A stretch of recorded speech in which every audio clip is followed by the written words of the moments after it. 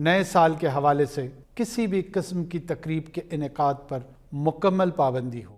نگران وزیر اعظم انوار الحق کاکڑ نے فلسطینیوں کے ساتھ اظہار یکجہتی کرتے ہوئے نئے سال کی تقاریب پر پابندی کا اعلان کر دیا۔ نگران وزیر اعظم انوار الحق کاکڑ نے اپنے خصوصی پیغام میں کہا کہ اسرائیل کی جانب سے بربریت کا سلسلہ جاری ہے۔ فلسطین کی صورتحال کے باعث پوری قوم رنج و غم میں ہے۔ فلسطین کے لیے امداد کی 2 کھیپ روانہ کی جا چکی ہیں۔ فلسطین سے اظہار یکجہتی کے لیے سال نو پر تقریبات نہیں ہوں گی۔ پوری قوم فلسطینیوں کے ساتھ یکجہتی کے لیے کھڑی ہے۔ تمام پاکستانی مظلوم فلسطینیوں کے ساتھ اظہار یکجہتی کریں۔ پاکستانیوں سے اپیل ہے نئے سال پر سادگی کو ملحوظ خاطر رکھیں۔ فلسطین کی انتہائی تشویشناک صورتحال کو سامنے رکھتے ہوئے اور اپنے مظلوم فلسطینی بہن بھائیوں سے اظہار یکجہتی کے لیے حکومت پاکستان کی طرف سے نئے سال کے حوالے سے کسی بھی قسم کی تقریب کے انعقاد پر مکمل پابندی ہوگی۔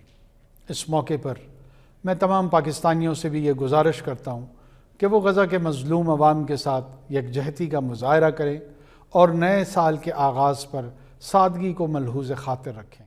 نگراں وزیر اعظم نے مزید کہا کہ فلسطین کے لیے امدادی کھیپ کے سلسلے میں اردن اور مصر کے ساتھ رابطے میں ہیں۔ 7 اکتوبر سے اب تک 21,000 سے زائد فلسطینی شہید ہو چکے ہیں، جن میں بڑی تعداد بچوں اور خواتین کی ہے۔ مظلوم فلسطینیوں کی نسل کشی پر پاکستانی قوم اور امت مسلمہ شدید رنج کے عالم میں ہے۔ فلسطین میں خون ریزی روکنے کے لیے پاکستان بین الاقوامی سطح پر آواز بلند کرتا رہے گا۔ اللہ تعالیٰ سے دعا گو ہوں نئے سال کا سورج امن و آشتی کا پیغام لے کر طلوع ہو۔ انہوں نے مزید کہا کہ اسلام کی اپنی شناخت ہے، قرآن اور حدیث ہماری بہترین رہنمائی کا ذریعہ ہے۔ قرآن و سنت کی روشنی میں ہم نے اجتماعی فیصلے کرنے ہیں۔ مسلمان لڑائی کو دعوت نہیں دیتا، لیکن لڑنے سے گھبراتا بھی نہیں۔ غزہ میں 9,000 معصوم بچے شہید ہو چکے ہیں، ہم ان کی زندگیاں نہیں بچا پائے۔ غزہ میں دہشت گردی کا مرتکب صہیونی بیڑیا دنیا میں قابل احترام بن کر پھر رہا ہے۔ بچوں کا قاتل کیسے قابل احترام ہو سکتا ہے؟ یاد رہے اس سے قبل جمعرات کو ہی متحدہ عرب امارات کے شہر شارجہ میں غزہ کے عوام کے ساتھ اظہار یکجہتی کے لیے نئے سال کے موقع پر آتش بازی کے مظاہرے اور تقریبات پر پابندی عائد کر دی گئی ہے۔